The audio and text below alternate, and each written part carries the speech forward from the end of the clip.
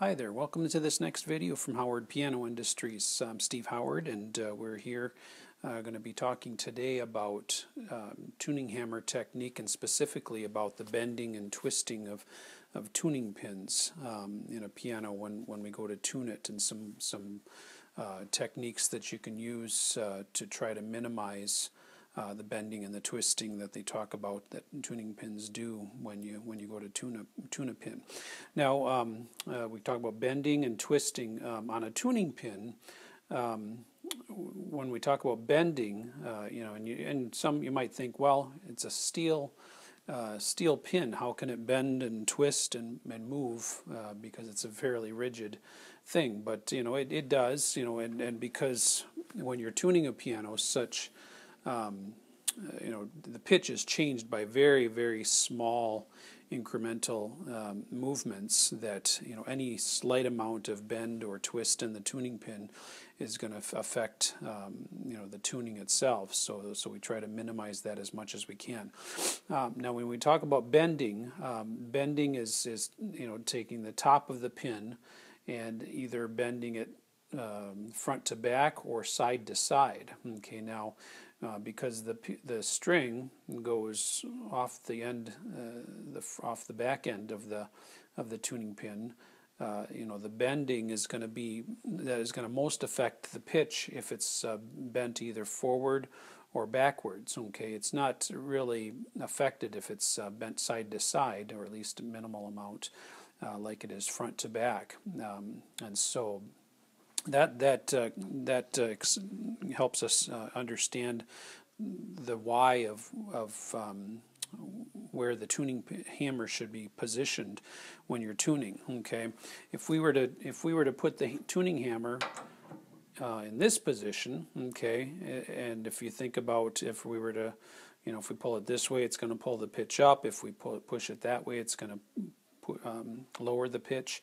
But if we pull on that, okay, and if we pull it this way, as you can see, we want it obviously to twist the pin in the pin block. Okay, but by pulling it this way, it not only twists the pin in the pin block like we'd like, but it also pulls back, which is going to actually bend the pin backwards. Okay, and so as you can see, doing it this way is going to pull it back and do much more bending than if we have the tuning hammer in this position. Okay, if we do this, then we pull it this way, it's going to pull the pin to the right rather than back. Okay, and because to the right, we're not really pulling the string further away, or I should say tightening the string, like it would be as if we were bending the tuning pin back.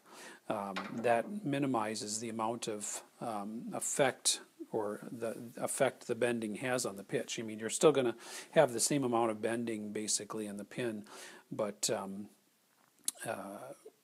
it won't affect the pitch as much, which is going to give you a much more stable tuning. So that's the basics of bending. So for example, and you can even, just for example, I'm going to put my tuning pin here. Okay, and I'm going to show you an example of bending and what it does to the pitch. I have the right string muted on this E5 here that I'm using for an example. But say I'm just going to pull it up so you can kind of get an example. I'm just going to push up on the tuning hammer to show you an example of what bending will do. Now I'm going to push it down. Okay, you can hear that and I wasn't doing any turning of the tuning pin. That was all bending to show you an example of how much the pitch can be affected by the bending. I'll do it again.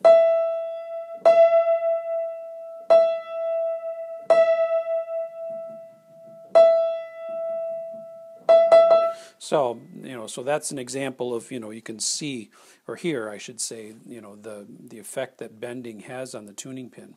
Now, twisting is the other, thing that, we want to try to avoid or you can't avoid it, but you know, the amount of twisting in the tuning pin is what's going to affect you know, the stability as well. Okay, and the twisting is as you turn the tuning pin.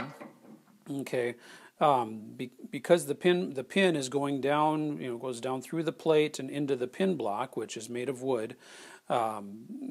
Generally, what happens is the top of the tuning pin is going to move before the portion of the tuning pin that's in the pin block is going to move. Okay, and it's the tuning pin actually in the pin block that we need to move, because if we're just twisting the top of the tuning pin and the portion of the pin that's in the pin block never moves, that twist is going to go back to where it was.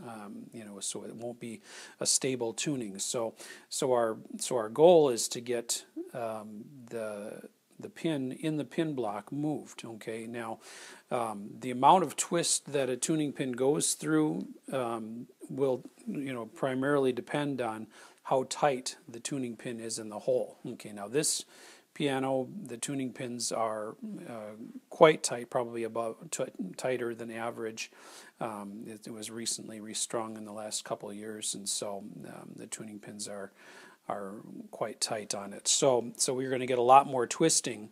Okay, and so what the technique that you want to use as you move it is you want to try to make, you know, quick, I should say jerky kind of moves, so that, you know, you're actually moving the pin in the pin block rather than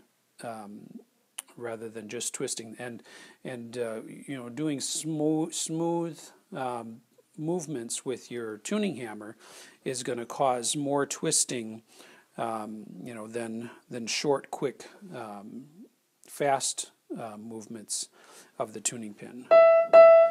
Okay, so if I do a slow movement,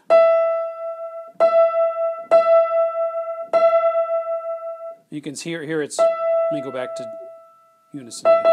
Okay, so you can hear that if I make smooth movements and then let go of the tuning hammer or release the tension on it, it's going to go back down quite a bit. Okay, now it doesn't go back all the way down, and some of that is the bending of the pin as well. But as you can see, it doesn't stay exactly where you put it. Whereas if I do a sharp movement,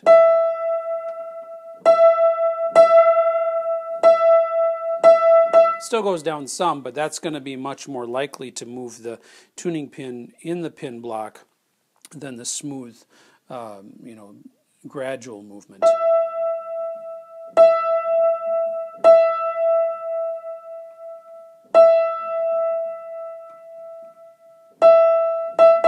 Okay, so you know, and because this piano has such tight tuning pins, oftentimes you have to do, you know, quick movements back and forth to get it settled where you want it to end up. Okay, so that's you know, so that's an example. Those are examples, and so you can help you better understand the twisting and the bending of tuning pins, and some techniques that you can use to try to minimize those as much as possible. And the other thing is, when you're you know, as you can see, you know, once you pull it up, and that's why when we talked about, well, you have to pull it above pitch and then settle it back down, and that's because of that twisting and bending and you want to make sure you pound that note so that it equalizes the tension of the string over the entire length, over those bearing points.